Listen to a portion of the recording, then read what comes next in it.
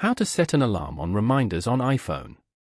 To get started, first of all go ahead and open up the Reminders application on your phone.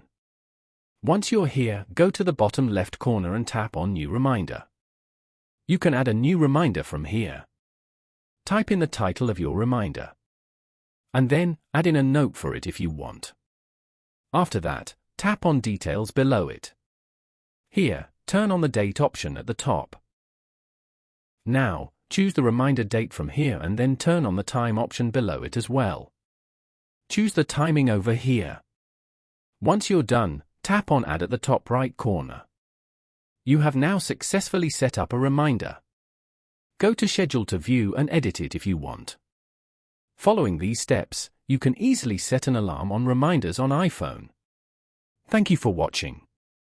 Please leave a like if this tutorial helped you, or leave a comment below if you have any questions related to the video.